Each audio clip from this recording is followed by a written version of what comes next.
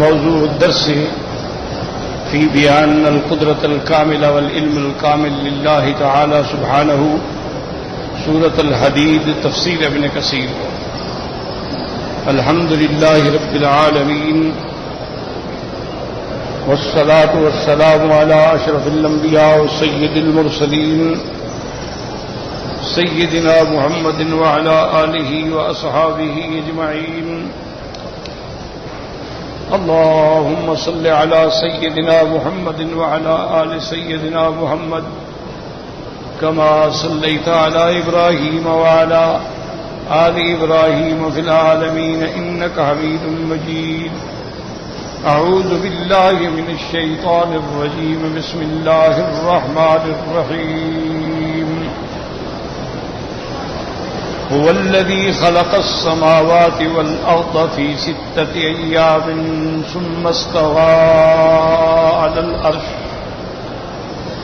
يعلم ما يلج في الأرض وما يخرج منها وما ينزل من السماء وما يعرج فيها وهو معكم أينما كنتم والله بما تعملون بصير. له ملك السماوات والأرض وإلى الله ترجع الأمور. يولج الليل في النهار ويولج النهار في الليل وهو عليم بذات الصدور. اللہ تبارک و تعالی نے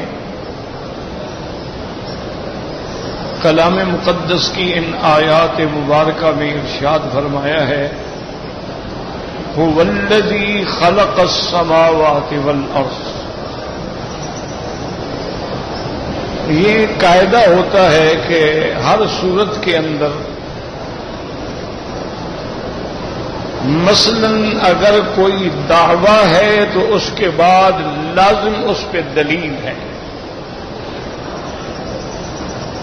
اللہ تبارک و تعالیٰ کے قرآن پاک میں جتنی احکام ہیں، جتنی مسائل ہیں، جتنے عقائد کا بیان ہے، وہ یہ نہیں ہے کہ بس وہ حکم فرما دیں مانو مانو نہ مانو نہ مانو، ورنہ اللہ کو تو کوئی نقصان نہیں. اگر ساری دنیا مسلمان ہو جائے اللہ کو کوئی فائدہ نہیں، اور اگر نعوذ باللہ ساری دنیا کافر ہو جائے اللہ کا کوئی نقصان نہیں. لیکن یہ اللہ کا عین عدل ہے، انصاف ہے کہ کوئی بات فرمانے کے بعد اس پر لازم دلائل دیے. اب جیسے پہلے آپ نے پڑھا پچھلی آیات میں کہ سبح للہ ما فی السماوات والارض وہو العزیز الحکیم، یہ تو اس کی شان کا بیان تھا کہ اس کی پاکی بیان کرتے ہیں، تنزیہ بیان کرتے ہیں، جو آسمانوں میں ہیں زمینوں میں ہیں. اللہ تبارک و تعالی غالب بھی ہیں اور حکمت والے بھی. اس کے بعد اللہ تبارک و تعالیٰ نے ارشاد فرمایا تھا کہ لہو ملک السماوات والارض، آسمانوں اور زمینوں کا مالک وہی ہے، اسی کے لیے یہ ملک ہے. یحیی و یمیت، وہ جلاتا ہے مارتا ہے. وَهُوَ عَلَى كُلِّ شَيْءٍ قَدِيرٌ، وہ ہر چیز پہ قادر ہے. اس کے بعد پھر اپنی شان بیان فرمائی کہ هو الاول والآخر. هو الاول ليس قبله شيء، وہ سب سے پہلے جس سے پہلے کچھ بھی نہیں. وهو الآخر، جس کے سب سے آخر جس کے بعد کوئی نہیں. والظاہر، جس کے اوپر کوئی نہیں. والباطن، جو اتنا مخفی ہے کہ کوئی عقل اس کی کنہ کو نہیں پا سکتی. وَهُوَ بِكُلِّ شَيْءٍ عَلِيمٌ، اور اس کو ہر چیز کے جاننے والے ہیں. تو گویا ایک دعویٰ ہے کہ اللہ کے لیے آسمان و زمین کا ملک اللہ کے لیے ہے. اور اللہ ہی جلاتے ہیں، اللہ ہی مارتے ہیں، سب سے اول بھی وہ ہے، آخر بھی وہ ہے، ظاہر بھی وہ ہے، باطن بھی وہ ہے، اور ہر چیز کا اسے علم ہے۔ اب اس پہ دلائل، اور دلائل جو ہوتے ہیں یاد رکھیں یہ کئی قسم پہ ہوتے ہیں۔ دلائل جو ہیں قرآن مبارک میں دلائل عقلی بھی ہوتے ہیں، دلائل نقلی بھی ہوتے ہیں۔ نقلی کا معنی یعنی پچھلی کتابوں میں نقل ہوں، یہ نقلی اردو والا لفظ نہیں۔ بعض اوقات لوگوں کو اردو کے لفظ سے بڑا دھوکہ لگتا ہے نا، اللہ معاف کرے، اللہ کے ناموں میں بھی اپنے اپنے ترجمے کرتے ہیں۔ جیسے اللہ کا نام ہے نا، اللہ کی صفات میں ہے کہ الجبار، اسی طرح اس کی صفت میں ہے القہار۔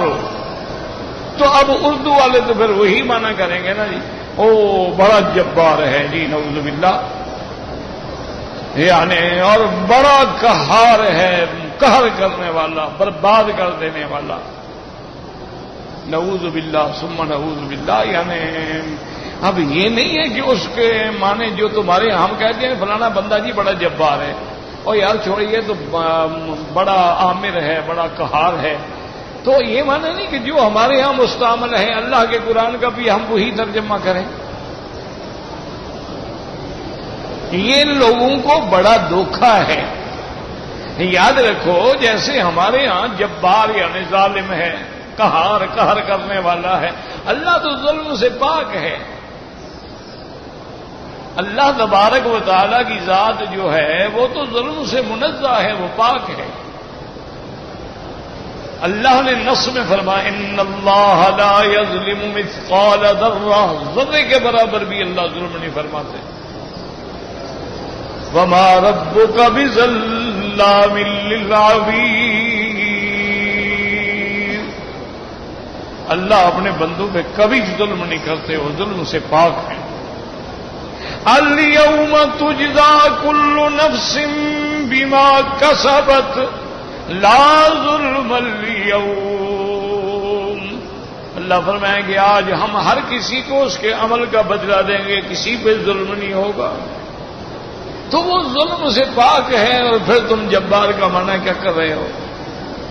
اصل یاد رکھو کہ جبار کا معنی ہے ٹوٹے ہوئے کو جوڑنے والا۔ جبار کا وہ معنی نہیں ہے جو آپ کرتے ہیں، جبار کا معنی ہے ٹوٹے ہوئے کو جوڑنے والا۔ یہاں دیکھیں نا ہڈی باندھنے والے کو کیا کہتے ہیں؟ مجبر، کہ وہ بھی ہڈی ٹوٹی ہوئی کو جوڑتا ہے۔ جابر یعنی ہڈی ٹوٹی ہوئی کو جوڑنے والا۔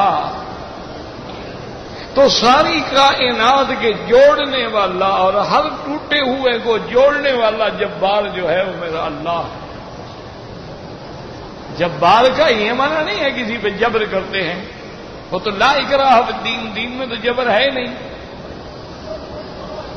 اور قہار کا معنی یہ نہیں ہے نعوذ باللہ کے ظلم کا، قہار کا معنی ہے غلبہ والا، غلبہ پانے والا، ہر چیز پہ وہ غالب ہے، ہر چیز پہ اس کا غلبہ ہے۔ واللہ غالب علی امرہ۔ تو اس لیے ہمیشہ یاد رکھیں کہ اللہ نے جو فرمایا هو الاول، یہ حقیقت ہے، یہ کوئی مجاز نہیں ہے۔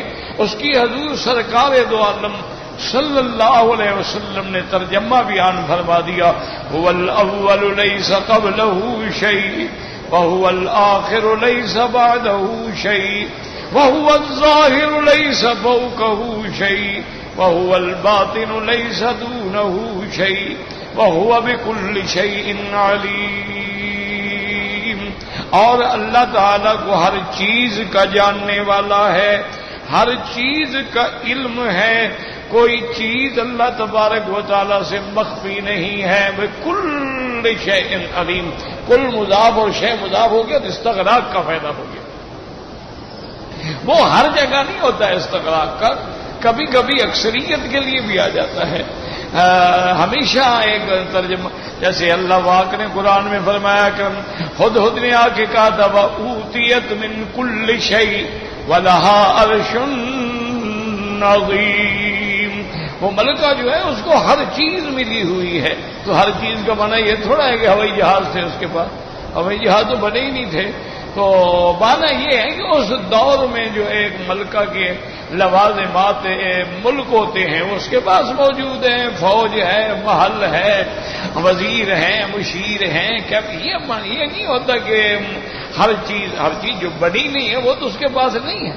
تو کبھی اکثر کے لیے ہوتا ہے اور کبھی استغراق کلی کے لیے ہوتا ہے. جیسے یہاں استغراق کلی ہے کہ ہوا عالم بجمیع الجزئیات والکلیات والموجودات والمعدومات قبل وقوع الاشیاء وبعد وقوعها. وہ ایسے علم والے ہیں کہ جو چیزیں پیدا ہیں ان کو بھی جانتے ہیں، جو پیدا نہیں ہوئی ان کو بھی جانتے ہیں، پیدا ہونے سے پہلے بھی جانتے ہیں، پیدا ہونے کے بعد بھی جانتے ہیں. وَهُوَ بِكُلِّ شَيْءٍ عَلِيمٌ. اب اس پہ دلائل آ رہے ہیں. تو میں نے عرض کیا تھا دلائل عقلی بھی ہوتی ہیں، دلائل نقلی بھی ہوتی ہیں، دلائل انفسی بھی ہوتی ہیں، دلائل آفاقی بھی ہوتی ہیں، دلائل عالم علوی سے بھی ہوتی ہیں، دلائل عالم سفلی سے بھی ہوتی ہیں. اس لیے اللہ فرماتے ہیں هُوَ الَّذِي خَلَقَ السَّمَاوَاتِ وَالْأَرْضَ. اب دلیل آ گئی کہ وہ ہر چیز کے مالک ہیں. تو دلیل کیا ہے؟ وہی تو ہے نا جس نے آسمانوں اور زمینوں کو پیدا کیا ہے. اس لیے ہمیشہ یاد رکھیں کہ تمام دنیا کے مشرک، کافر، وثنی، ہندو، کوئی دنیا کا لا مذہب بھی ہو، وہ اللہ کے خالق ہونے کا انکار نہیں کر سکتا. یہ بات ہمیشہ یاد. وہ ہر حال میں اس کو ماننا پڑتا ہے کہ خالق وہی. ٹھیک ہے، بعض لوگوں نے ایک نیا فتنہ پیدا کیا جی کہ یہ عالم جو ہے یہ مادے سے بنا ہے. چلو جی مادے کی تعریف کرو، مادہ کیا ہوتا ہے؟ چلو مادے کو کس نے پیدا کیا ہے؟ تو پھر آئیں بائیں شائیں ان کے بعد کوئی جواب نہیں ہوتا اس کے بعد. اسی طرح یعنی آپ دیکھ لیں کہ جتنے بھی مذاہب ہیں، یہودیت ٹھیک ہے وہ تو اہل کتاب ہے، نصارہ ہے وہ بھی اہل کتاب ہے، لیکن اس کے علاوہ بھی جتنے مذاہب ہیں جیسے ہندو مت ہے، یدھ مت ہے، اسی طرح بدھا ازم ہے، اسی طرح سکھوں کے عقائد ہیں، اسی طرح اور مختلف دنیا میں مذاہب پیدا ہوئے ہیں، لیکن خدا کا انکار خالق ہونے کا نہیں کر سکتے. اس لیے قرآن پاک نے ارشاد فرمایا، میرے محبوب ذرا آپ ان سے پوچھیں تو صحیح نا، وَلَئِن سَأَلْتَهُم مَّنْ خَلَقَ السَّمَاوَاتِ وَالْأَرْضَ، کہ آسمانوں اور زمینوں کو کس نے پیدا کیا ہے؟ کیا کہہ سکتے ہیں کہ ہم نے بنایا؟ کوئی کیا کہہ سکتا؟ ہندو کیا کہے گا کہ میرے دیوتا نے بنایا، کرشن نے بنایا، وشنو نے بنایا، کس نے بنایا؟ تو اب اگر ایک انسان کو جب یہ کہا جائے گا کہ بھئی آسمانوں اور زمینوں کا پیدا کرنے والا، تو صاف بات ہے اس کے علاوہ حل کوئی نہیں. اسی لیے قرآن خود جواب دیتا ہے، وَلَئِن سَأَلْتَهُم مَّنْ خَلَقَ السَّمَاوَاتِ وَالْأَرْضَ لَيَقُولُنَّ اللَّهُ. میرا مدنی وہ یہی جواب دیں گے کہ اللہ ہی ہے، اور کون پیدا کر سکتا. تو چونکہ یہ تخلیق جو ہے، خالق ہونا جو ہے، یہ سب کے نزدیک مسلم ہے، اس لیے اللہ نے وہ دلیل دی، هُوَ الَّذِي خَلَقَ السَّمَاوَاتِ وَالْأَرْضَ. اور یاد رکھو اگر عقل سے بھی دیکھو، جب آدمی سر اونچا کرے گا تو نظر آسمانوں پہ جائے گی، اور نیچے ڈالے گا تو زمین پہ جائے گی. تو یہ دونوں چیزیں بندے کے آمنے سامنے ہیں، موجود ہیں. اس لیے خدا بندے کریم نے فرمایا هُوَ الَّذِي خَلَقَ السَّمَاوَاتِ وَالْأَرْضَ.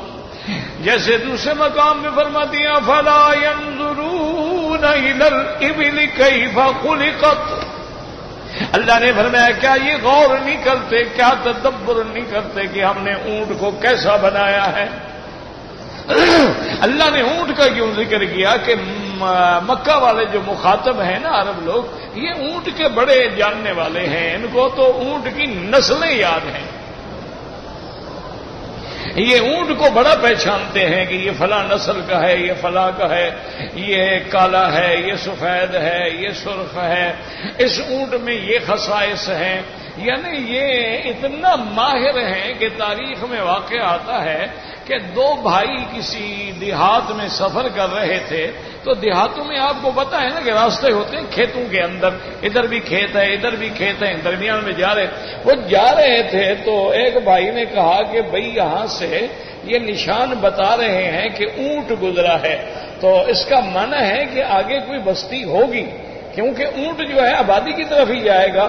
تو دوسرے بھائی نے غور کر کے دیکھا، اس نے کہا ہاں تم ٹھیک کہتے ہو، اونٹ گزرا ہے، اور اونٹ جو ہے بھی لنگڑا۔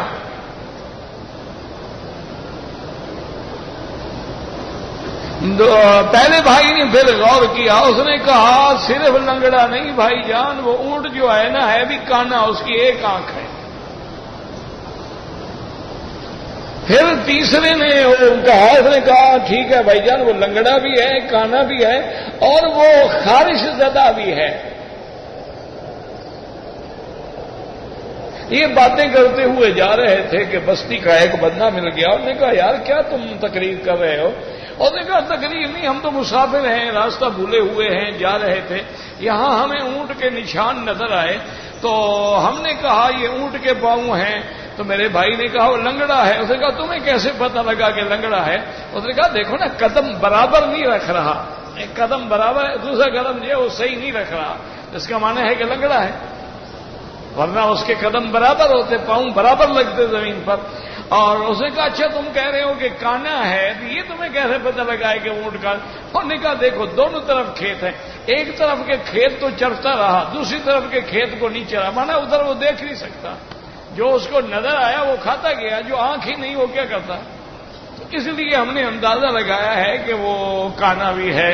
اس نے کہا پھر چلو یہ کیسے پتہ لگ گیا تمہیں کہ وہ اس کو خارش کی بیماری؟ انہوں نے کہا یار یہ دیکھو درخت پہ اس کا سارا چمڑا لگا ہوا ہے، تو درخت سے رگڑا لگایا ہوگا، خارش ہوگی تو رگڑا لگایا ہوگا نا، ورنہ کیوں رگڑا لگا؟ اس نے کہا وہ اونٹ میرا ہے، اور جو کچھ تم کہہ رہے ہو ٹھیک کہہ رہے ہو۔ تو یہ عرب لوگ جو ہے نا جی، یہ اونٹ کے اور گھوڑے کے تو یہ نسلوں کو جانتے تھے۔ آج بھی پوری دنیا میں اصیل گھوڑے جو ہیں وہ عرب کے ہوتے ہیں۔ تو یہ اس لیے، ورنہ اللہ ہاتھی کی مثال بھی دے سکتے تھے، اللہ کسی اور لیکن اللہ نے وہ مثال دی جو یہ سمجھے بھی تو صحیح نا۔ افلا ينظرون الى الابل كيف خلقت، اللہ نے فرمایا دیکھو یہ غور کرو، تدبر کرو، اپنے اونٹ کو کیسے بنایا، اس کی ٹانگیں دیکھو، اس کی گردن دیکھو، اس کی کوہان دیکھو، اس کے چلنے کا انداز دیکھو، پھر اس کو بیٹھنے کا انداز دیکھو، پھر اتنا سرکش جانور ہے، اور 6 سال کا بچہ اس کی مہار پکڑ کے کھینچ کے جا رہا ہے، اور پھر یہ دیکھو کہ اتنا بڑا جانور ہے کہ جتنا بوجھ ڈال دو انکار نہیں کرتا ہے، اور بوجھ ڈالتے جاؤ بیٹھ انکار نہیں کرے گا۔ یہی فرق ہے، یعنی عرب نے کتاب الحیوان والوں نے فرق لکھا ہے کہ اونٹ کا اور گدھے کا فرق یہ ہے کہ گدھا ایسا بدبخت ہے، اس پہ جتنا بار ڈالتے جاؤ نا یہ بیٹھ جائے گا، آواز نہیں نکالے گا، آواز تب نکالے گا جب بغیر بوجھ کے کھڑا ہوگا۔ اسی لیے کہتے ہیں نا کہ بھئی بلید یعنی کند ذہن اگر جانور ہے تو وہ یہ گدھا ہوتا ہے۔ اسی لیے استاد بھی طالب کو کہتا ہے گدھے پڑھتے نہیں ہو، کیا کہہ رہے ہو؟ وہ گدھا سے کیوں مثال دیتا ہے؟ بھی گدھا بلید ہوتا ہے، اور گدھا جو ہے وہ اتنا بلید ہے، اس کو کشتی پہ چڑھانا ہونا، آپ آگے کھینچے وہ پیچھے جائے گا، آپ اس کو کشتی پہ جب چڑھاتے ہیں نا وہ پیچھے کھینچتے ہیں تو بھاگ کے آگے چلا جاتا ہے، کشتی میں پہنچ جاتا ہے۔ تو وہ اچھا جب اس پر بوجھ ڈالو گے کبھی آواز نہیں نکالے گا، سارے بوجھ اتار دو بغیر بوجھ کے کھڑا ہوگا، آوازیں نکالے گا۔ لیکن اونٹ کی یہ خصائص نہیں ہے. اونٹ کے اندر بڑا حوصلہ ہے, اونٹ کے اندر بڑا صبر ہے. 15 دن کا پانی اپنے اندر رکھ لیتا ہے اور بغیر پانی کے زندہ رہ سکتا ہے. اور اونٹ جو ہے وہ یعنی یوں سمجھ لو کہ سفینۃ البر ہے, کہ جیسے دریا میں کشتیاں بوجھ اٹھاتی ہیں, صحرا کے اندر جو ہے وہ اونٹ بوجھ اٹھاتے ہیں. اور پھر اسی طرح اونٹ جو ہے بغیر کھائے پیے بھی برداشت کر لیتا ہے. اونٹ جو ہے ریت پر بھی چل سکتا ہے, اونٹ جو ہے وہ پتھریلی زمینوں پر بھی چل سکتا ہے. اور پھر اس کے اٹھنے بیٹھنے کے انداز پہ نظر ڈالو, اس کی گردن پہ نظر ڈالو, اس کے منہ پہ نظر ڈالو, اللہ کی شان ملادہ ہوگی کہ کبھی کبھی اتنے بڑے وحشی اونٹ ہوتے ہیں لیکن منہ اتنا چھوٹا ہوتا ہے کہ وہ گلاس سے پانی پی لیتے ہیں. اونٹ ہیں, اس کی وصفیں ہیں نا جی. اسی طرح آج بھی ہمارے ہندوستان میں, پاکستان میں راجستھان جو ہے نا, جو وہاں ریاستیں ہیں, جے پور ہے, جودھ پور ہے, بیکانیر ہے, کرنال ہے, بھرت پور ہے, تو اسی طرح ہمارے ہاں سندھ کے علاقے ایسے اونٹ بھی ہیں کہ ان پہ آپ بیٹھ جائیں نا جی, ہاتھ میں آپ پانی لے لیں, مجال ہے کہ پانی چھڑک جائے. اور وہ اتنا تیز رفتار ہوتے ہیں کہ رینجر والی جیپیں نہیں پکڑ سکتی ان کو صحرا میں. اور پھر ان کے عجیب علامات ہوتے ہیں. 100 میل کے سفر کرنے کے بعد کر کے اپنا وہ ناک سے سانس کھینچتا ہے, علامت ہوتی ہے کہ 100 میل کا سفر ہو گیا. تو یہ عجیب اوصاف ہیں اونٹ کے اندر, اوصاف ہیں اللہ تبارک. اور یہ اونٹ ایسی چیز ہے, ہر دنیا کے جانور کا دودھ جو ہے وہ وزن بھی بڑھاتا ہے, پیٹ بھی بڑھاتا ہے. اونٹنی کا دودھ جو ہے وہ پیٹ کو گھٹاتا ہے, کم کرتا ہے. پیتے جاؤ پیٹ کم ہو جائے گا, بڑھائے گا نہیں. اچھا, اس کا پیشاب جو ہے وہ بھی استسقاء کی بیماری کا علاج ہے. جن لوگوں کے پیٹ بڑھ جاتے ہیں نا, استسقاء ہو جاتا ہے, ان کو اونٹ کا پیشاب پلایا جاتا ہے. اور حدیث میں اشربوا من البانہا وابوالہا, حضور پاک نے حکم دیا تھا کہ ان لوگوں کو اونٹنی کا دودھ بھی پلاؤ, اس کا پیشاب بھی پلاؤ. تو اسی لیے امام احمد ابن حنبل رحمۃ اللہ علیہ فرماتے ہیں کہ اونٹ کا پیشاب جو ہے یا بول ما یوکل لحمہ جو ہے, وہ جانور جن کا ہم گوشت کھا سکتے ہیں حلال, اس کا پیشاب بھی حلال ہے. لیکن امام وہ نہیں فرماتے ہیں, نہیں, وہ تو حضور نے علاج کے لیے بتلایا تھا, وہ تو بیمار تھے, مریض تھے, اس لیے ان کو مدینہ منورہ کی آب و ہوا راس ہی نہیں آئی. اور پھر منافق تھے, انہوں نے حضور پاک کے اونٹ بھی چرائے اور حضور صلی اللہ علیہ وسلم کے جو اونٹوں کا محافظ تھا اس کو بھی قتل کر ڈالا. وہ تو علاج کے لیے حضور نے بھیجا تھا. اس کے علاوہ امام حنیفہ رحمۃ اللہ علیہ فرماتے ہیں, اور کسی حدیث میں دکھائیں اس واقعے کے علاوہ کسی نے جانور کا پیشاب پیا ہو. کوئی اور بھی تو دنیا میں دلیل ہو نا کہ بھئی اگر حلال چیز ہے, حلال چیز تو ہر کوئی استعمال کرتا ہے, صرف پھر ایک واقعہ ہمیں کیوں ملتا ہے؟ تو اس لیے بہرحال ائمہ کی نظر ہوتی ہے, اللہ ان پہ کروڑوں رحمتیں فرمائے. اور ایک دوسرے کا ادب ہوتا ہے. آج مصیبت ہے ہمارے یہاں ادب نہیں رہا. اب دیکھیں کہ امام ابو حنیفہ رحمۃ اللہ علیہ کے نزدیک اونٹ کا گوشت کھانے کے بعد وضو کرنا ضروری نہیں ہے. وہ فرماتے ہیں وضو سے مراد وضو لغوی ہے کہ ہاتھ دھو ڈالو اور کلی کر لو. لیکن امام احمد بن حنبل فرماتے ہیں کہ نہیں, اگر اونٹ کا گوشت کھایا ہے, وضو ٹوٹ گیا ہے, دوبارہ وضو کرو. تو امام صاحب کے نزدیک ضروری نہیں, لیکن کتابوں میں لکھ دیا کہ اگر اونٹ کے گوشت کے بعد وضو کر لیا جائے تو مستحب ہے. چلو دوسرے امام کی بھی مخالفت نہ ہو. کتنا ادب ہے, کتنا احترام ہے ایک دوسرے کا. رحمت اللہ علیہم, اللہ سب پہ کروڑوں رحمتیں فرمائے. آج تو ہم بس ذرا کوئی مولوی مخالف ہو تو بس ہم نے کہا یہ کافر ہے اور ضال ہے اور مضل ہے, یہ منکر نبی ہے, یہ منکر اولیاء ہے, بس جو مرضی آئی طوفان کھڑا کر دیا. ائمہ کے اندر ایسی بات نہیں تھی.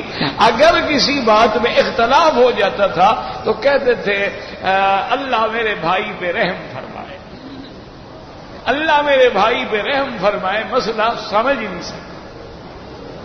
اسی لیے ہمیشہ امام صاحب فرماتے تھے کہ میری تحقیق کے بعد جو فتویٰ ہے میں سمجھتا ہوں کہ میں علی الحق ہوں، لیکن یحتمل الخطا، ہو سکتا ہے غلطی ہو، اور میرے مخالف کا جو فتویٰ ہے ہوا علی الخطا، وہ غلطی بھی ہے لیکن یحتمل الصواب، ہو سکتا ہے کہ وہ بھی صحیح ہو۔ یعنی اتنا ادب ہے، اتنا احترام ہے۔ ہمارے ہاں تو نہ ادب رہا نہ احترام رہا۔ امام شافعی رحمت اللہ علیہ جیسا جلیل القدر امام ہے، وہ ایک دفعہ بغداد تشریف لے گئے، اتفاقاً اسی مسجد میں آپ نے نماز پڑھی جس کے ساتھ ہی قبر ہے ابی حنیفہ رحمت اللہ علیہ کی۔ تو امام شافعی رحمت اللہ علیہ کی عادت مبارک تھی کہ وہ نماز نہیں پڑھاتے تھے، امام نہیں بنتے۔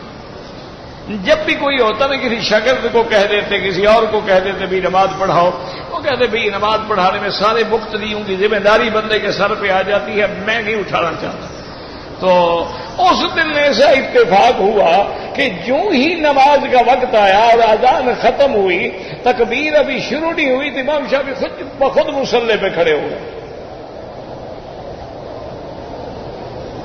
اب سارے شاگرد حیران بھی، آج تو کوئی نئی بات ہو گئی۔ انہوں نے شکر بھی کیا کہ الحمدللہ ہمیں امام شافعی کے پیچھے نماز پڑھنے کا موقع ملے گا، اتنا بڑا آدمی نماز پڑھائے گا۔ جو نماز پڑھانے والا صالح ہوگا تو اس کے اثرات تو سب پہ ہوں گے نا۔ جیسے کہ حضرت شاہ ولی اللہ محدث دہلوی نے لکھا ہے کہ بعض میتیں ایسی ہوتی ہیں کہ ان پر جنازے پڑھنے والے جو دعا کرتے ہیں ان کی دعا سے اللہ میت کی بخشش کر دیتے ہیں، اور بعض میتیں ایسی ہوتی ہیں کہ جنازہ پڑھنے والوں کی اللہ بخشش کر دیتے ہیں۔ یا اللہ تم نے میرے ولی کا، تم نے میرے بندے کا جنازہ پڑھا ہے تو تمہاری بخشش میں کر دوں۔ اصل فلسفہ یہی ہے کہ جب تم اولیاء اللہ کی قبر پہ جا کے دعا مانگتے ہو، اللہ اس کی مغفرت فرما، اللہ ان کے درجات بلند فرما، اللہ ان کی قبروں کو نور سے بھر دے، اللہ ان کو رفع درجات نصیب فرما، تو اللہ کی رحمت جوش میں آ جاتی ہے کہ اچھا تم میرے ولی کے لیے، میرے دوست کے لیے مانگ رہے ہو تو تمہاری حاجتیں میں پوری کر دیتا ہوں۔ تو اصل فلسفہ یہ ہے، وہ پیر نہیں پوری کرتے، نہ وہ نفع دے سکتے ہیں نہ نقصان دے سکتے ہیں، وہ تو خود محتاج ہیں تمہاری دعاؤں کے۔ تو اس لیے بات کو سمجھنے کی کوشش کریں۔ جب نماز ہو گئی تو شاگردوں نے کہا کہ امام صاحب آج تو آپ نے ماشاءاللہ بڑی اچھی بات ہے، ہم نے نماز تمہاری پیچھے پڑھ لی، لیکن وجہ کیا ہے؟ انہوں نے کہا کہ استحییت من صاحب حاضر القبر، اس قبر والے کا مجھے حیا آیا کہ اس کے نزدیک چونکہ مقتدی پر فاتحہ پڑھنا ضروری نہیں، تو اگر میں مقتدی بن کے فاتحہ پڑھتا تو اس کی مخالفت کرتا نا، اس لیے میں امام بن گیا کہ امام میں تو جھگڑا ہے نہیں، امام تو شافعی بھی فاتحہ پڑھے گا، حنفی بھی فاتحہ پڑھے گا، مسئلہ تو صرف مقتدی میں ہے نا۔ تو میں نے کہا وہ وقت ہی نہ آنے دو تاکہ میں اس امام کی مخالفت نہ کروں۔ اللہ تبارک و تعالی ان کی قبروں پہ کروڑوں رحمتیں فرما دے، اللہ ان کی درجات کو اور بلند فرما دے، اور اللہ ہمیں ان کے ادب کی توفیق عطا فرما دے۔ یاد رکھو الدین کلھا ادب، دین ادب کا ہی نام ہے۔ اسی طرح ایک دفعہ بڑا عجیب واقعہ ہو گیا، ایک آدمی آیا امام صاحب کے پاس، آ کے کہنے لگا کہ حضرت میں نے بس بے وقوفی سمجھیں کچھ سمجھیں، میں نے قسم کھا لی کہ واللہ لا آکل اللحم، میں قسم کھاتا ہوں میں گوشت نہیں کھاؤں گا۔ تو میں نے گوشت تو نہیں کھایا، لیکن آج مچھلی بڑی اچھی بازار میں مل رہی تھی، مچھلی لے آیا، مچھلی کھا لی میں نے، تو کیا میری قسم ٹوٹ گئی؟ آپ نے فرمایا بالکل نہیں، کوئی قسم نہیں ٹوٹی آپ۔ اچھا وہ بھی اللہ کا بندہ تھا، ہمارے بھی لوگ عجیب عجیب ہوتے ہیں نا۔ وہ جناب سیدھا حضرت سفیان رحمت اللہ علیہ کی خدمت میں آیا اور نے کہا جی میں نے قسم کھائی تھی کہ لا آکل اللحم، میں گوشت نہیں کھاؤں گا، میں نے مچھلی کھا لی، تو کیا میری قسم ٹوٹ گئی؟ انہوں نے کہا بالکل ٹوٹ گئی۔ اس نے کہا حضرت ناراض نہ ہوں، میں امام ابو حنیفہ سے پوچھ کے آ رہا ہوں، وہ فرماتے ہیں قسم نہیں ٹوٹی، آپ کہتے ہیں قسم ٹوٹ گئی۔ وہ حضرت امام سفیان ثوری غصے میں آ گئے، آپ کی آنکھیں مبارک سرخ ہو گئی۔ فرمایا اچھا، اب امام ابو حنیفہ کو اتنی جرأت ہو گئی ہے کہ یہ خالف و کتاب اللہ، وہ اپنی رائے پر اللہ کے قرآن کی مخالفت کرتا ہے۔ قرآن میں موجود ہے کہ تأکلون لحما طریا، اللہ نے فرمایا میں نے مچھلی جو ہے تمہارے لیے تازہ گوشت بنایا ہے، لحما طریا، اللہ نے مچھلی کو لحم کہا ہے۔ اور تیری بھی قسم تھی کہ لا آکل اللحم، تو قسم تیری ٹوٹ گئی، تم نے لحم تو کھا لیا، اللہ نے مچھلی کو بھی کہا لحما طریا، ترو تازہ گوشت۔ تو اب امام ابو حنیفہ کو اتنی جرأت ہو گئی ہے، وہ قرآن کا مخالف ہو گیا، غصے میں آ گئے۔ اچھا وہ سائل بھی بڑا عجیب تھا، وہ پھر آ گیا امام صاحب، اور اس نے کہا جناب میں تو مصیبت میں آ گیا ہوں۔ ایک عالم کہتا ہے قسم ٹوٹ گئی، دوسرا عالم کہتا ہے نہیں ٹوٹی، اور میں نے حضرت سفیان ثوری سے پوچھا، انہوں نے قرآن کی آیت بھی پڑھی اور کہا کہ اچھا ابو حنیفہ اتنا اب جری ہو گیا ہے، اللہ کے قرآن کی مخالفت کرتا ہے، تو قرآن نے تو مچھلی کو لحم کہا ہے۔ آپ نے فرمایا دیکھو ابھی 2-4 دن تو مسئلہ بھول جاؤ، کفارہ نہ دو، لیکن 2-4 دن تم نے یہ ہر وقت جو تماشا بنا رکھا ادھر آؤ ادھر جاؤ، نہیں ایسا نہ کرو۔ امام صاحب غصے میں ہیں، ان کو ٹھنڈا ہونے دو، 2-4 دن کے بعد آنا، پھر تیرا مسئلہ حل کریں گے۔ وہ 4-5 دن کے بعد پھر آ گیا، انہوں نے کہا جناب اب تو امام صاحب کا غصہ ٹھنڈا ہو۔ فرمایا اچھا ایسا کرو، ایک طالب کو بلایا، فرمایا ادھر آؤ، یہ بندہ تمہارے پیچھے رہے گا، تم سفیان رحمت اللہ علیہ سے پوچھو کہ میں نے قسم کھائی ہے کہ واللہ لا انام علی الفراش، مجھے اللہ کی قسم میں بستر پہ نہیں سوؤں گا، لیکن نمت علی الارض، میں زمین پہ سو گیا، تو کیا میری قسم ٹوٹ گئی یا نہیں ٹوٹ؟ امام صاحب اگر کہیں تمہیں کہ تمہاری قسم نہیں ٹوٹی ہے، کیوں؟ قسم تھی کہ بستر پہ نہیں سوؤں گا، تم بستر پہ تو نہیں زمین پہ سوئے ہو، تو پھر تم اللہ کے قرآن کی آیت پڑھنا کہ الذی جعل لکم الارض فراشا، وہ ذات جس نے تمہارے لیے زمین کو بچھونا بنایا ہے، اور کہنا کہ حضرت آپ قرآن کی بھی مخالفت کرتے ہیں، اتنی جرأت ہو گئی ہے آپ میں۔ وہ بندہ آیا بیچارہ، اس نے آ کے ادب سے مسئلہ پوچھا، حضرت میں نے قسم کھائی تھی واللہ لا انام علی الفراش، تو میں مٹی پہ سو گیا، میری قسم ٹوٹی؟ فرمایا نہیں ٹوٹی۔ انہوں نے کہا حضرت کیوں نہیں ٹوٹی؟ فرمایا تم نے کہا فراش، بستر پہ نہیں سوؤں گا، تو بستر پہ تو تم نہیں سوئے، تم تو کچی زمین پہ سوئے ہو۔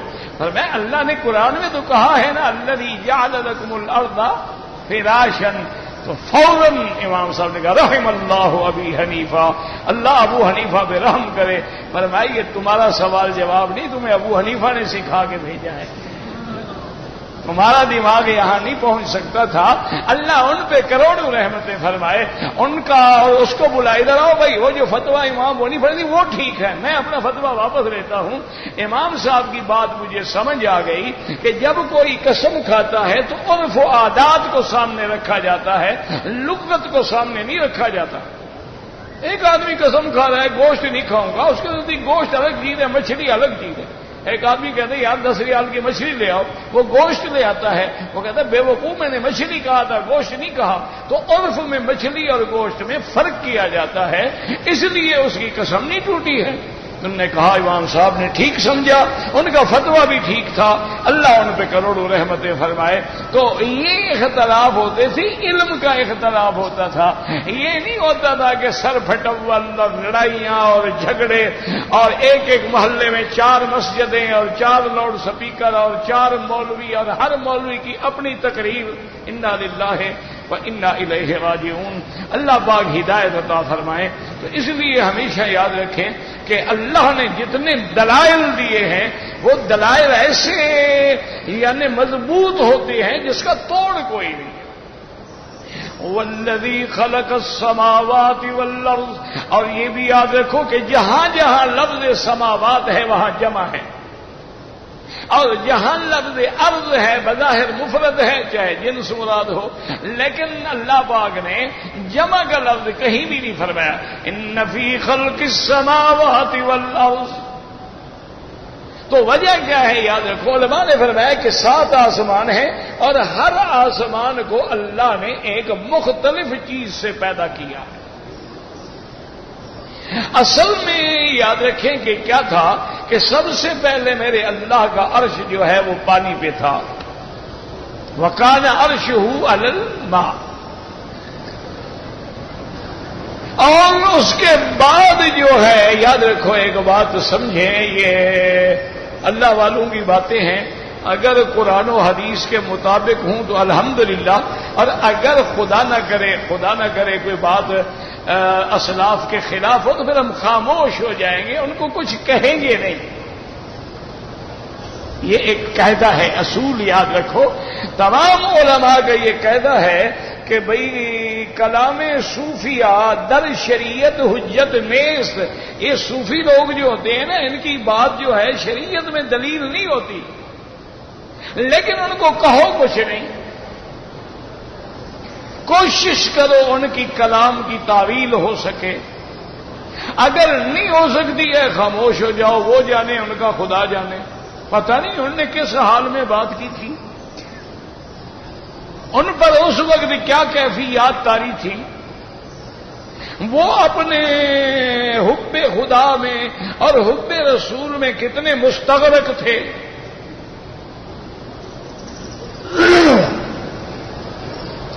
تو اس لیے انہوں نے یہ بات کی ہے، سمجھنے کی کوشش کریں، انہوں نے فرمایا کہ اللہ کا عرش جو ہے وہ پانی پہ تھا۔ اچھا، اب جو اللہ کا عرش ہے وہ ساری کائنات سے اوپر ہے۔ اچھا، اب بھی عرش کے نیچے دریا ہے،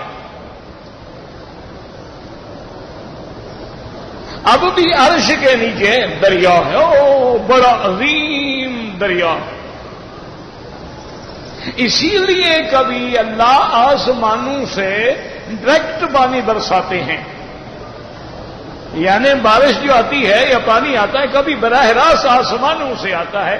فَفَتَحْنَا أَبْوَابَ السَّمَاءِ بِمَاءٍ مُنْهَمِرٍ، اللہ فرماتے ہیں نوح علیہ السلام کے طوفان کے زمانے میں ہم نے آسمان کے دروازے کھول دیے پانی کے، اور زمین کو بھی حکم دیا تم اپنا پانی نکالو۔ وَفَجَّرْنَا الْأَرْضَ عُيُونًا،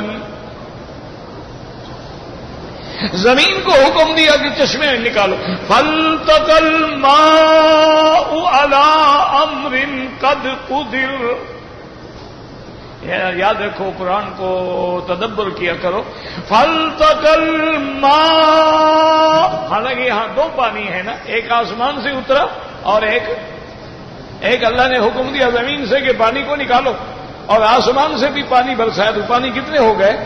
ایک آسمان کا پانی ایک، تو کہنا تو چاہیے تھا فَالْتَقَى الْمَاءَ، وہ 2 پانی جب مل گئے، لیکن اللہ فرماتے ایک۔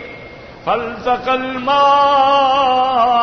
عَلَىٰ أَمْرٍ قَدْ قُدِرَ، تو علماء نے فرمایا چونکہ وہ دونوں پانی مل کے ایک ہو گئے، ایسے ملیں کہ گویا ایک بن گئے، اس لیے اللہ نے یہاں تثنیہ کا لفظ نہیں فرمایا، فرمایا فَالْتَقَى الْمَاءُ عَلَىٰ أَمْرٍ قد قدر۔ تو یاد رکھو آسمانوں سے بھی پانی برستا ہے، اور کبھی کبھی اللہ چاہتے ہیں تو بادلوں سے بھی پانی برساتے ہیں۔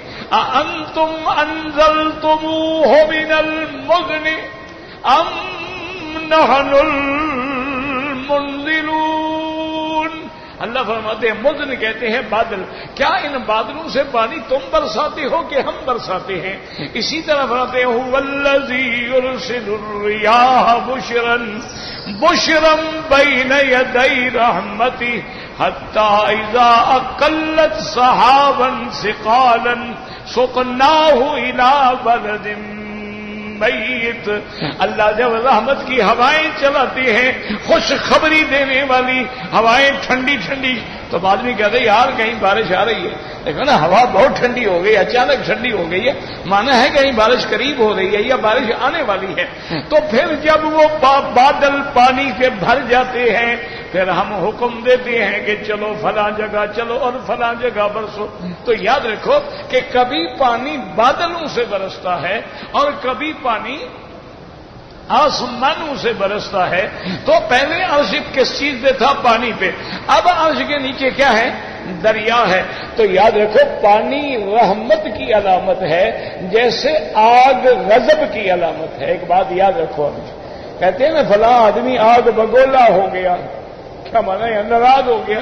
تو جیسے آگ سرخ ہوتی ہے وہ بھی لال ہو گیا، غلیان دم، اس کا خون جو تھا وہ کھول گیا. تو کہتے ہیں فلاں بندہ تو جی بات سنتے ہوئے آگ بگولا ہو گیا. اور کہتے ہیں فلاں بندے کو جب میں نے باتیں کی نا جی پانی پانی ہو گیا. ہمارے ہاں بھی یہ محاورہ ہے نا. تو پانی کا استعمال رحمت کے لیے ہوتا ہے. یہ میرے مولا کا کمال ہے کہ جب استوا علی العرش کی بات آئی ہے تو صفت رحمان کا ذکر کیا ہے، وہاں صفت جلال کا ذکر نہیں کیا ہے، وہاں صفت رحمت کا ذکر کیا ہے کہ الرحمن علی العرش استوا، اور نیچے اس کے دریا ہے، اور پھر نیچے ایک بہت بڑا لو ہے، اور اس پہ بھی اللہ نے لکھ کے رکھ دیا ہے کہ رحمتی سبقت علی غضبی، کہ میری رحمت جو ہے وہ میرے غضب پہ سبقت لے گئی ہے. جیسے قرآن کہتے ہیں وَوَسِعَ وَسِعَتْ رحمتی وسعت کل شیء. اللہ فرماتے میری رحمت جو ہے ہر چیز کو ڈھانپ لیتی ہے. اسی لیے ایک دفعہ ابلیس جو ہے نا وہ بڑا شیطان جو ابو الجن ہے، جیسے آدم ابو الانس ہے نا، ابلیس ابو الجن ہے، وہ سب کا باپ ہے. تو وہ ایک انسان کی شکل میں ایک اللہ والے بیٹھے تھے، تنہا عبادت کر رہے تھے. تو وہ ایک انسان بن کے پہنچ گیا اور اس نے کہا حضرت میں نے ایک مسئلہ پوچھنا ہے. تو وہ بھی تو اللہ والے تھے، پہچان گئے. نے کہا ابلیس ہو؟ اس نے کہا جناب آپ کو کیسے پتہ لگ گیا میں ابلیس ہوں؟ نے کہا تم نے السلام علیکم جو نہیں کہا تو یا کافر ہو یا پھر شیطان ہو، ورنہ مسلمان ہوتا تو کہتا نا السلام علیکم. تم نے تو آپ جی میرا مسئلہ ہے، میں نے مسئلہ پوچھنا ہے. اور نے کہا چلو جی اب آپ کو پتہ لگ گیا تو میں واقعی ابلیس ہوں. میں آپ سے ایک بات پوچھتا ہوں، میں شے ہوں یا لا شے ہوں؟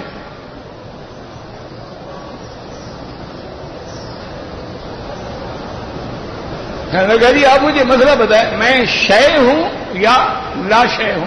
یعنی دیکھو نا یہ کچھ شے ہے نا، لا شے بنا کچھ نہیں. تو ابلیس کا تو ایک وجود ہے نا، وہ شے تو ہے نا. یہ تو آپ نہیں کہہ سکتے میں کہ اللہ شے کچھ نہیں ہے. تو انہوں نے پوچھا جی آپ یہ بتائیں کہ میں شے ہوں یا نہیں ہوں؟ انہوں نے کہا تمہارا وجود ہے، تمہاری اولاد ہے، تم شے ہو. انہوں نے کہا اگر میں شے ہوں تو اللہ کہتے ہیں قرآن میں کہ رحمتی وسعت کل شے، میری رحمت نے ہر چیز کو ڈھانپ لیا ہے. تو آپ مولوی مجھے کیوں رحمت سے نکالتے ہو؟ ہر وقت لعنت لعنت لعنت میرے اوپر برسا رکھی ہے. پھر میں بھی اللہ کی رحمت میں آ جاؤں گا، شے تو ہوں نا.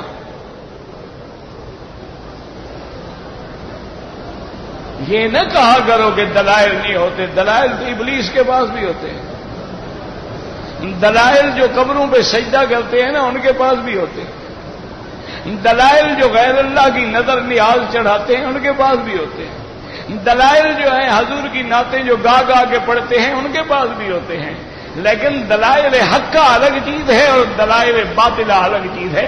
اب دیکھیں ابلیس کی دلیل تو بڑی وزندار ہے. اس نے کہا دیکھو میں شے ہوں تو قرآن کہتے ہیں رحمتی وسعت کل شے. آگے تو عالم تھے نا، ہماری طرح تو نہیں تھے نا. انہوں نے کہا بدبخت تم نے آدھی آیت پڑھی ہے، آگے کیوں نہیں پڑھتا؟ فَسَأَكْتُبُهَا لِلَّذِينَ يَتَّقُونَ، میری رحمت ہر چیز پہ وسیع ہے لیکن میں نے ان کے لیے لکھی ہے جو مجھ سے ڈرنے والے ہیں. جو مجھ سے ڈرنے والے نہیں وہ میری رحمت سے خود نکل گئے.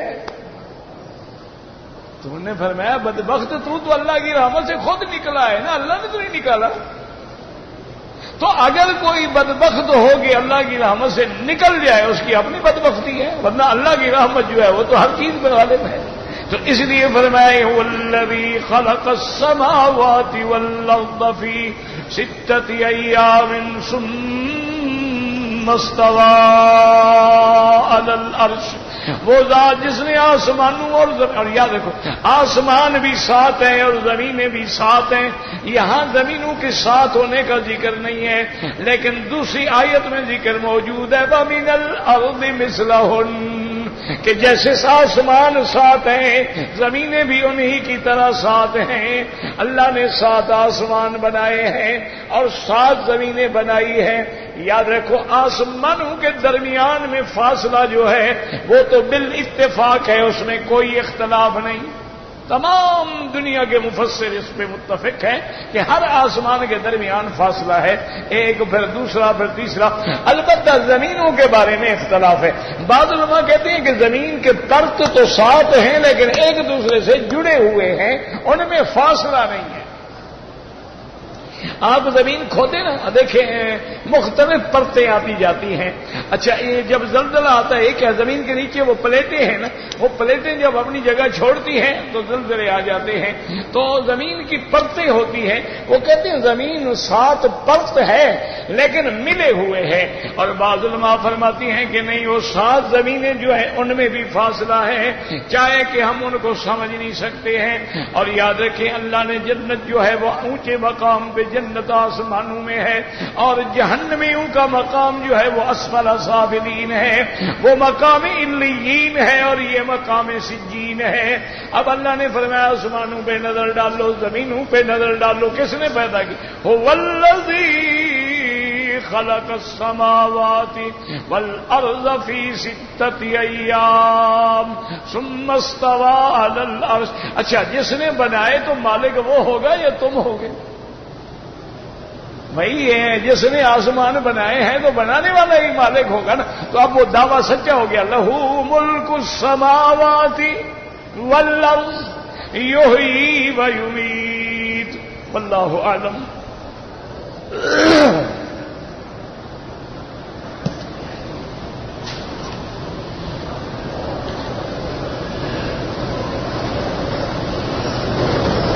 کہتے جی کہ میں امام شافعی رحمت اللہ علیہ کے مسلک پہ ہوں۔ امام شافعی رحمت اللہ علیہ کے نزدیک مسل مر'a جو ہے وہ ناقض وضو ہے، یعنی عورت کو ہاتھ لگ جائے تو ان کے نزدیک وضو ٹوٹ جاتا ہے۔ تو کہتے ہیں حرم میں تو اتنا رش ہے تو بڑا آسان ہے، آپ دستانے پہن لیں، کوئی مشکل نہیں، پاؤں میں جراب پہن لیں، ہاتھوں میں دستانے پہن لیں۔ دیکھا نہیں ہے شوافے جو ہیں انڈونیشیا والے شافی ہوتے ہیں تو ان کی جتنی عورتیں ہوتی ہیں انہیں ہاتھ میں کپڑا باندھا ہوتا ہے، تم احتیاط کرو۔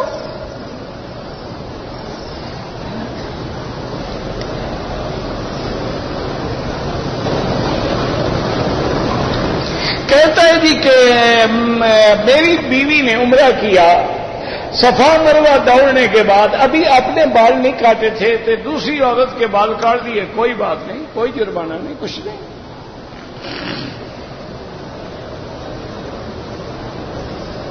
ایک قرآن جوال موبائل ہے، اس میں لوگوں نے قرآن بھی بھرے ہوئے ہیں اور گانے بھی بھرے ہوئے ہیں، تو یہ بےہودگی ہے، بے ادبی ہے۔ اللہ تبارک و تعالیٰ سے توبہ کرو۔ دیکھو نا خدا کو کھرے بندے پسند ہیں، یا سراسر موم ہو جا یا سراسر سنگ ہو جا۔ اگر کافر بننا ہے تو پکے بنو ابو جہل کی طرح، تاکہ جہنم میں تو کوئی مقام ہو نہ تمہارا۔ اور ایمان لانا ہے تو پھر صدیق والا ایمان لاؤ۔ یہ آدھا تیتر آدھا بٹیر اللہ کو پسند نہیں ہے کہ قرآن بھی ہے گانے بھی ہے، رحمان بھی راضی شیطان بھی راضی، یہ نہیں ہو سکتا۔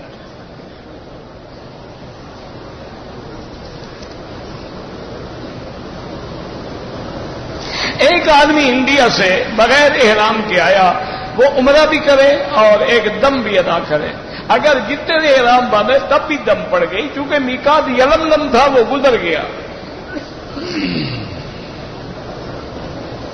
ایک آدمی نے عمرے کا احرام باندھا، طواف کرنے کے بعد سر منڈا لیا، صفا نہیں دوڑا، دم پڑ گئی۔ دم کا معنی ہوتا ہے ایک بکری لے کر حدود حرم میں ذبح کرو اور فقیروں کو تقسیم کر دو۔ کہتے ہیں جی کہ حرم میں ہم جب نماز پڑھتے ہیں اگلی صفوں میں عورتیں کھڑی ہو جاتی ہیں. امام ابو حنیفہ رحمۃ اللہ علیہ کے نزدیک عورت آگے ہو یا محاذات پہ ہو نماز نہیں ہوتی، لیکن باقی ائمہ عذر کی بنا پہ جائز سمجھتے ہیں. ورنہ آپ نے دیکھا وہ بیچارے کتنی کوشش کرتے ہیں عورتوں کو نکالنے کی.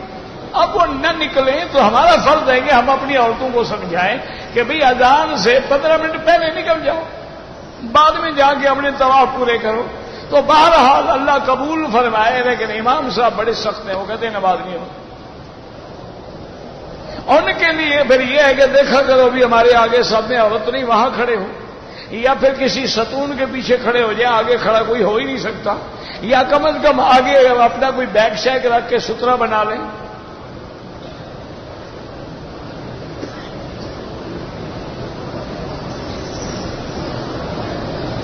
میرا بھائی سلفی ہونا کوئی بری بات تو نہیں، سب ہم سلفی ہیں. اسلاف سے مراد ہیں صحابہ، تو جو صحابہ کو مانتے ہیں وہ سلفی ہیں، سیدھی بات ہے. جو صحابہ کے اقوال کا منکر ہوگا وہ سلفی نہیں ہوگا. اسلاف کون ہے؟ سب سے پہلے تو اصحاب رسول اللہ ہے نا، جن کو اللہ نے ہمارے لیے مقتدا بنایا ہے. آمنو کما آمن الناس، اور جن کے لیے اللہ نے فرمایا من یشاقق الرسول من بعد ما تبین له الهدى ویتبع غیر سبیل المؤمنین. مومنین سے مراد کون ہے؟ صحابہ رضوان اللہ علیہم اجمعین. تو اب تم خود سوچ لو کہ بھئی جو صحابہ کے اقوال پہ عمل کرتا ہے تو وہ سلفی ہو سکتا ہے نا. جو ان کے قول کو حجت ہی نہ سمجھے اور یہ کہے کہ ہم بھی انسان ہیں وہ بھی انسان تھے، تو وہ کیسے سلفی ہو سکتے ہیں؟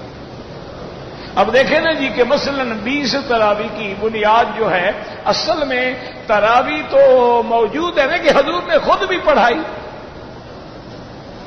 لیکن 20 رکعتوں پر حکم سیدنا ابو بکر نے دیا، حضرت عمر نے دیا، اور سارے صحابہ اس پہ راضی ہو گئے. تو یعنی خلیفہ راشد کی سنت بھی ہو گئی، صحابہ کا اجماع بھی ہو گیا. تو اب جو مانے گا وہ سلفی ہے نا، جو نہ مانے اس کو کیا حق ہے کہے کہ میں سلفی ہوں؟ حضرت عمر کی بات بھی تو مانو نا پہلے، رضی اللہ تعالی عنہ وارضہ. اور دیکھو امام ابو حنیفہ کی فقہ دیکھیں کتنا کمال ہے کہ 8 والی روایت بھی چلو ہم مان لیتے ہیں، حالانکہ وہ تہجد کی ہے، تراویح کی نہیں ہے. چلو ہم مانتے ہیں تراویح کی ہے، 8 بھی ہے، 12 بھی ہے، 20 بھی ہے. اچھا جو 20 پڑھے گا تو ساری حدیثوں پہ عمل ہو جائے گا کہ نہیں ہو جائے گا؟ اچھا جس نے 8 پڑھی ہے، 12 والی حدیث بھی گئی اور 20 والی بھی گئی، تو جو سب پہ عمل کرے وہ حدیث نہیں مانتا. عجیب بات ہے. اچھا ظہر سے پہلے 2 رکعت کی حدیث بھی موجود ہے بالکل ہماری آنکھوں پر، اور 4 رکعت کی حدیث بھی موجود ہے جو بی بی حفصہ روایت کرتی ہیں. تو امام صاحب کی ایک تو تفقہ یہ ہے، وہ کہتے ہیں کہ 2 رکعت جو مسجد کا ذکر ہے وہ تحیت المسجد ہے، اس کا سنن سے کوئی تعلق نہیں ہے، سنن مؤکدہ سے.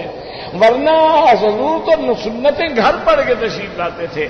لیکن اچھا اب اگر ہم مان لیتے ہیں بھی 2 بھی حدیث ہے 4 بھی، جس نے 2 پڑھی قیامت والے دن فیصلہ ہوا کہ بھئی قول تو ان کا ٹھیک تھا جنہوں نے 4 پڑھنی تھی، تو باقی 2 رکعتیں کہاں سے آئیں گی؟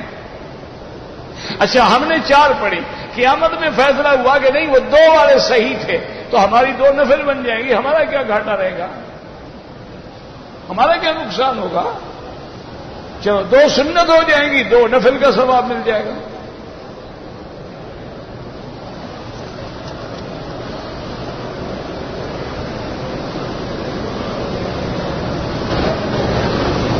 میرا بھائی معذور ہے، اس کا حج بدل کرا سکتے ہیں آپ، بالکل کرائیں. عام آدمی جو ہے ترجمے والا قرآن پڑھ کے درس دے سکتا ہے؟ بالکل نہیں دے سکتا ہے.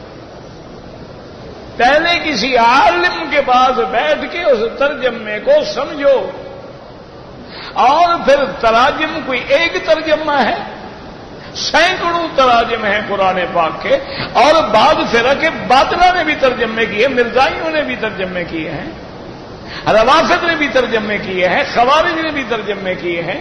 ترجمے کے لیے ضروری ہے کسی عالم کے ساتھ بیٹھو اور سمجھو، اور یہ بھی پتہ کرو کہ ترجمہ کس بندے کا ہے۔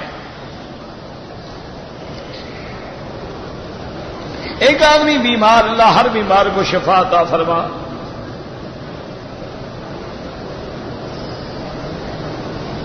کہتے جی کہ کوئی آدمی حافظ قرآن ہے، دین کا علم رکھتا ہے، تو اس کو شادی کے لیے، بالکل شادی کے لیے وہ گھرانہ منتخب کرے جو دین والا ہو۔ الطیبات للطیبین۔ کہتے جی کہ عقیدہ حیات کے بارے میں کیا ہے؟ میرا بھائی سب سے پہلے تو یہ سوال نہ قبر میں ہوگا نہ حشر میں، تو اس میں ٹکریں مارنے کی کیا ضرورت ہے؟ اور دوسرا یہ ہے کہ یہ عقیدہ اہل سنت والجماعت کا بالاتفاق ہے کہ تمام انبیاء اپنے قبروں میں زندہ ہوتے ہیں، صرف کرامیہ ایک فرقہ ہے معتزلہ کا جو منکر ہے، اس کے بغیر تو کوئی انکار ہے ہی نہیں۔ الانبیاء احیاء فی قبورہم۔ اور صحیح مسلم میں حدیث ہے، حضور نے فرمایا میں نے موسیٰ علیہ السلام کو دیکھا ہے قائم یصلی فی قبرہ، وہ کھڑے ہو کر قبر میں نماز پڑھ رہے ہیں۔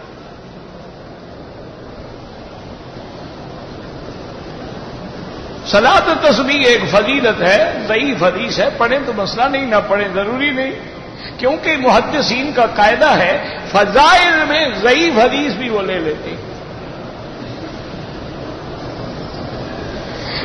ہمیں 8 دن ہوئے عمرہ کرنا چاہیں کریں، ہماری مرضی، نفلی عبادت ہے، کرو ٹھیک ہے، نہ کرو ٹھیک ہے۔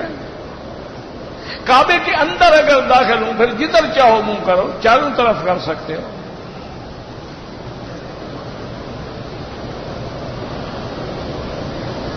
اب میں نے طواف کر لیا، صفا مروہ دوڑ لیا، ابھی بال نہیں کٹائے، میں حرم میں ہوں اور طواف کرنا چاہوں کر لیں، بعد میں جا کے بال کٹوا دیں، کیونکہ آپ احرام میں تو ہیں۔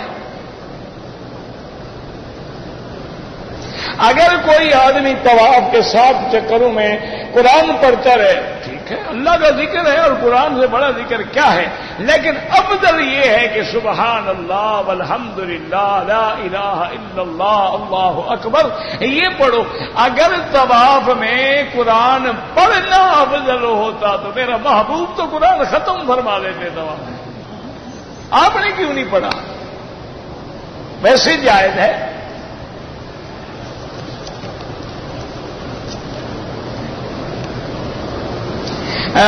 10 دن کے لیے اگر مقیم ہے تو مسافر ہے، نماز فرض قصر کریں گے، سنت اور نفل معاف ہے، پڑھنا چاہو مرضی، نہ پڑھو نہ پڑھو۔ بھائی گزارش یہ ہے کہ سورت فاتحہ نماز میں نہ ہو تو نماز ناقص ہے نا، امام نے پڑھ لی نماز میں تو سورت فاتحہ آ گئی نا، ناقص تو نہ رہی۔